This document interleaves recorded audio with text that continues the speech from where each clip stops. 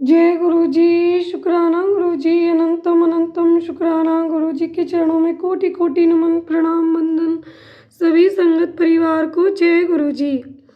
संगत जी, शिव महापुराण की कथा प्रारंभ होने जा रही है। शिव महापुराण की प्यारी कथा सभी संगत परिवार बड़े ही प्रेम पूर्वक और बड़े ही ध्यान से श्रवण कीजिए।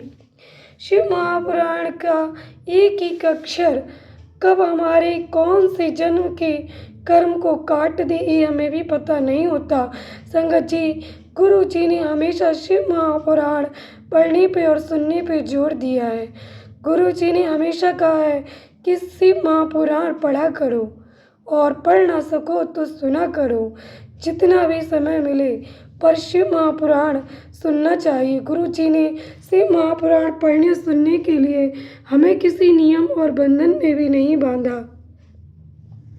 संगत जी, शुरू करते हैं गुरु मंत्र और गुरु वंदना के साथ। गुरुर् ब्रह्मा गुरुर् विष्णु गुरुर्देवो महेश्वरा गुरुर् साक्षात् परब्रह्म तस्मै श्री गुरुवे नमः। तस्मै श्री गुरुवे नमः। कितनी प्यारी स्माइल दे रहे हैं गुरु जी।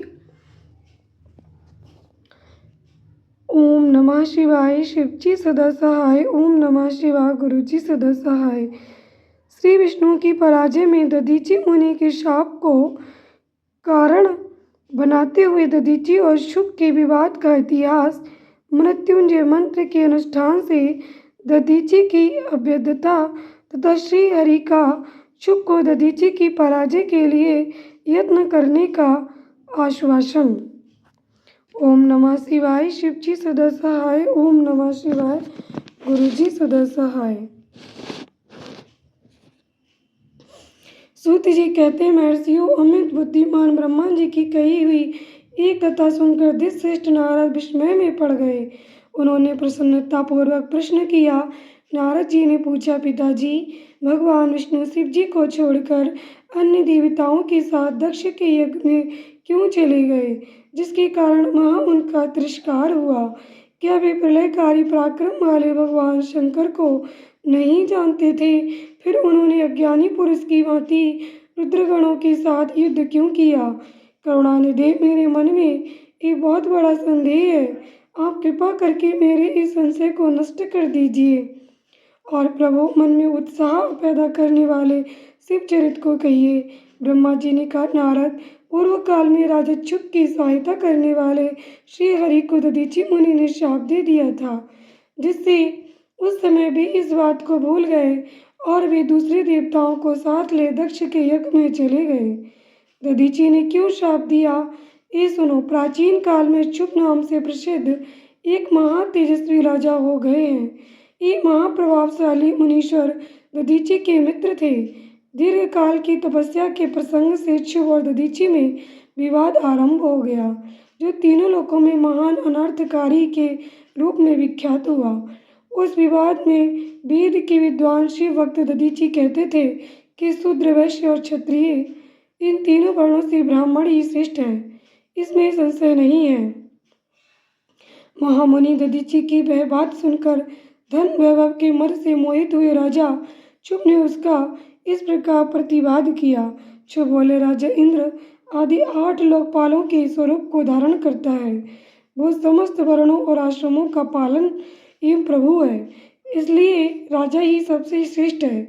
राजा की श्रेष्ठता का प्रतिपादन करने वाली श्रुति भी कहती है कि राजा सर्वदेव में है। मुने, इस श्रुति के कथनानुसार जो सबसे बड़ा देवता है वे मैं ही हूँ। इस विवेचन से ब्राह्मण की अपेक्षा राजा ही श्रेष्ठ सिद्ध होता है। च्वयन नंदन, आप इस विषय में विचार करें और मेरा अनादर न करें, क्योंकि मैं सर्वथा आपके लिए पूजनीय हूँ।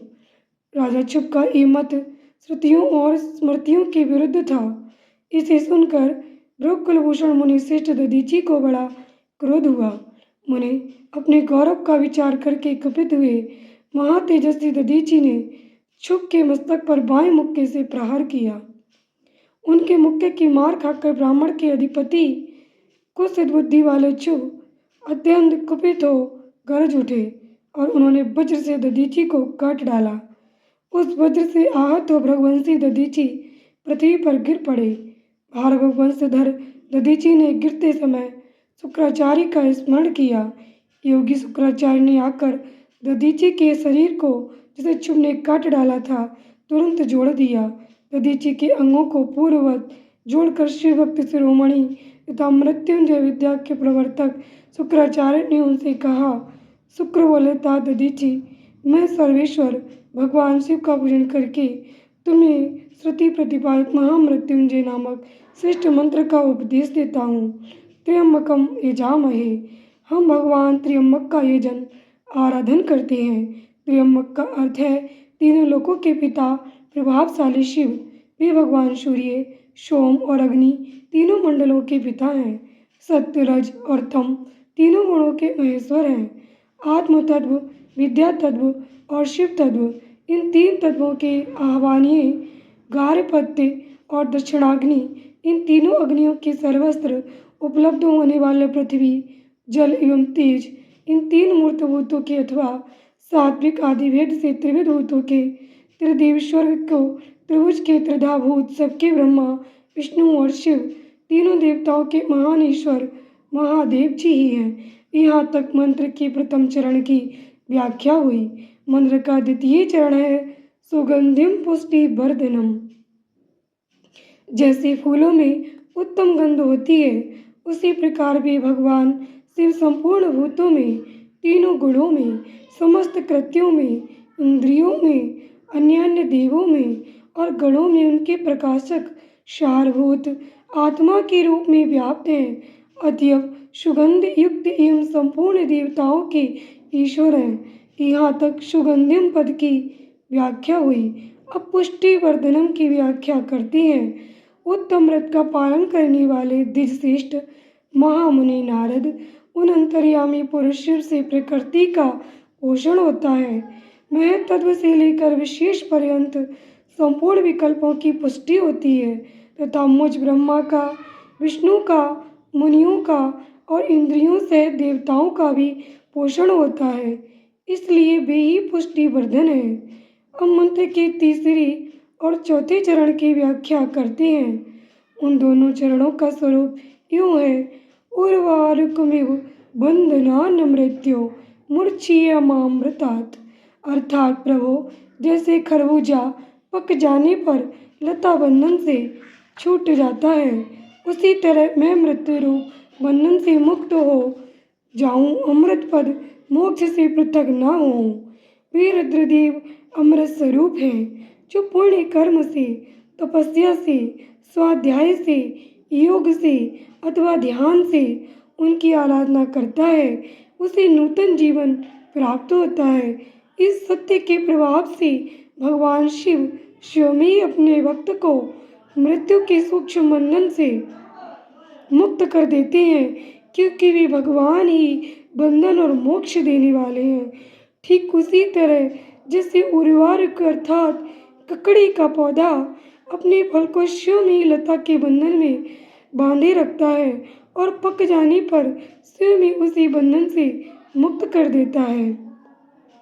ये मृत संजीवनी मंत्र है, जो मेरे मत से सर्वोत्तम है। तुम प्रेम पूर्वक नियम से भगवान शिव का स्मरण करते हुए इस मंत्र का जप करो। जप और हवन के पश्चात इसी से अभिमंत्रित किए हुए जल को दिन और रात में पियो तथा शिव विग्रह के समीप बैठकर उन्हीं का ध्यान करते रहो। इससे कहीं भी मृत्यु का भय नहीं रहता।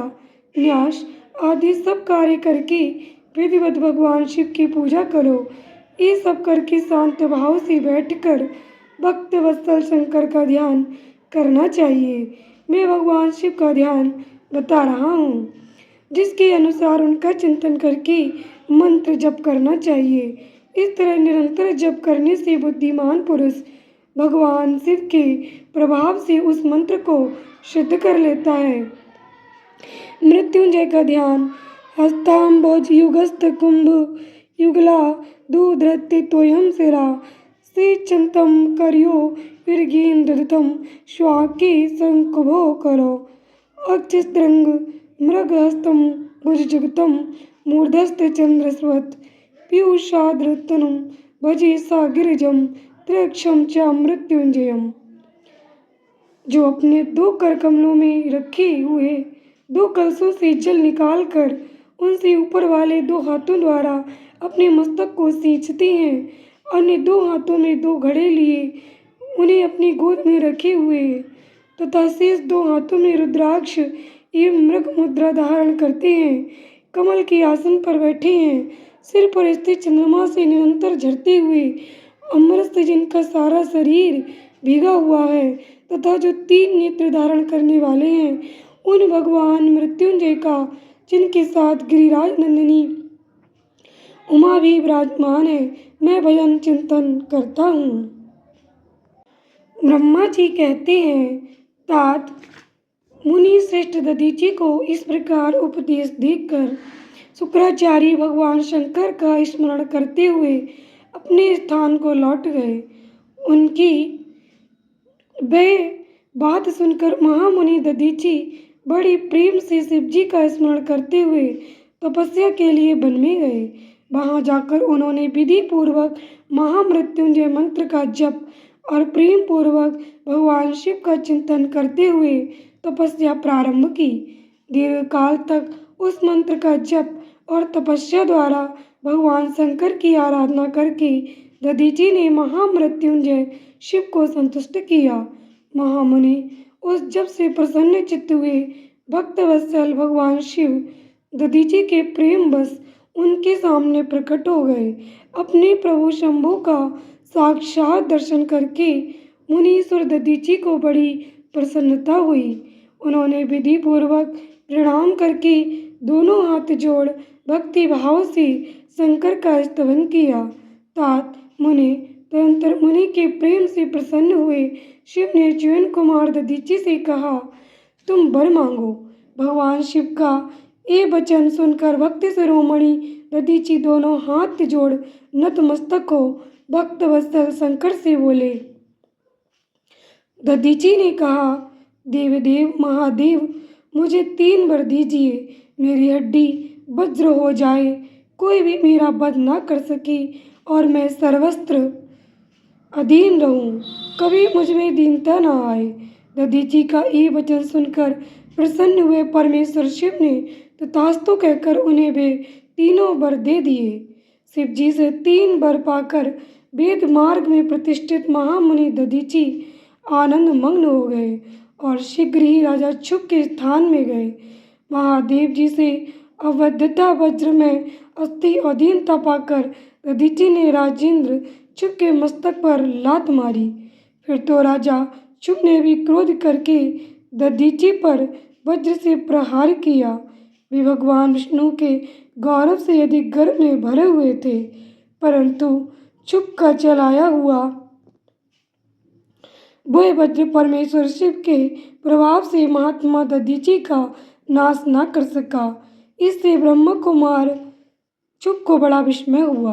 मुनीश्वर दधीचि की अबद्धता अधीनता तथा वज्र से भी बढ़ चढ़कर प्रभाव देखकर ब्रह्म कुमार शुक के मन में बड़ा आश्चर्य हुआ। उन्होंने शीघ्र ही वन में जाकर इंद्र के छोटे भाई मुकुंद की आराधना आरंभ की। वे शरणागत पालक नरेश मृत्युंजय सेवक दधीचि से पराजित हो गए थे। शुक की पूजा से गरुड़ध्वज भगवान मधुसूदन बहुत संतुष्ट हुए। उन्होंने राजा को दिव्य दृष्टि प्रदान की। उस दिव्य दृष्टि से ही जनार्दन देव का दर्शन करके उन गरुड़ध्वज को शुक ने प्रणाम किया और प्रिय वचनों द्वारा उनकी स्तुति की। इस प्रकार देवेश्वर आदि से प्रशंसित उन अजय ईश्वर श्री नारायण देव का पूजन और स्तवन करके राजा ने भक्ति भाव से उनकी ओर देखा तथा उन जनार्दन के चरणों में मस्तक रखकर प्रणाम करने के पश्चात उन्हें अपना अभिप्राय सूचित किया। राजा बोले, भगवान दधीचि नाम से प्रसिद्ध एक ब्राह्मण है जो धर्म के ज्ञाता हैं। उनके हृदय में विनय का भाव है। वे पहले मेरे मित्र थे। इन दोनों रोग शोक से रहित मृत्युंजय महादेव जी की आराधना करके वे उन्हीं कल्याणकारी शिव के प्रभाव से समस्त अस्त्र शस्त्रों द्वारा सदा के लिए अवध्य हो गए हैं। एक दिन उन महातपस्वी दधीची ने भरी सभा में आकर अपने बाएं पैर से मेरे मस्तक पर बड़े वेग से अवहेलनापूर्वक प्रहार किया और बड़े गर्व से कहा, मैं किसी से नहीं डरता। हरे, वे मृत्युंजय से उत्तम वर पाकर अनुपम गर्व से भर गए हैं। ब्रह्मा जी कहते, नारद, महात्मा दधीची की अभेद्यता का समाचार जानकर श्री हरि ने महादेव जी के अतुलित प्रभाव का स्मरण किया। फिर वे ब्रह्मपुत्र राजा चुप से बोले, राजेंद्र, ब्राह्मणों को कहीं थोड़ा सा भी भय नहीं है। भूपति, विशेषता रुद्र भक्तों के लिए तो भय नाम की कोई वस्तु है ही नहीं। यदि मैं तुम्हारी ओर से कुछ करूं तो ब्राह्मण दधीची को दुख होगा और वह मुझ जैसे देवता के लिए विशाप का कारण बन जाएगा। राजेंद्र, दधीची के शाप से दक्ष के यज्ञ में सुरेश्वर शिव से मेरी पराजय होगी और फिर मेरा उत्थान भी होगा। महाराज, इसलिए मैं तुम्हारे साथ रहकर कुछ करना नहीं चाहता। मैं अकेला ही तुम्हारे लिए दधीची को जीतने का प्रयत्न करूंगा। भगवान विष्णु का ये वचन सुनकर चुप बोले, बहुत अच्छा, ऐसा ही हो। ऐसा कहकर वे उस कार्य के लिए मन ही मन उत्सुक हो प्रसन्नतापूर्वक वहीं ठहर गए। जय गुरु जी, शुक्राना गुरु जी, अनंतम अनंतम शुक्राना। गुरु जी के चरण कमलों में कोटि कोटि नमन प्रणाम वंदन। सभी संगत जी को जय गुरु जी। संगत जी, आज की हमारी कथा यहीं पर विराम होती है और कल सुनेंगे कथा का अगला अध्याय। देखिए गुरु जी कितनी प्यारी जोत में दर्शन दे रहे हैं। देखिए संगत जी, शिव महापुराण कथा होती है, गुरु जी जोत में प्रसन्न हो जाते हैं। आप सभी का परिवार सदा स्वस्थ रहे, सुखी रहे, समृद्ध रहे। आप ही मृत्युंजय महादेव की कृपा से सदा मृत्यु को परास्त करने वाले बने। आप सभी का परिवार सदा खुशहाल रहे। जय गुरु जी। इस चैनल के लिए लाइक कीजिए, सब्सक्राइब कीजिए, बेल आइकन को प्रेस कीजिए संगत जी, और सभी शिव भक्तों को और सभी गुरु संगत परिवार को शेयर कीजिए ताकि सभी शिव महापुराण कथा को सुन सकें।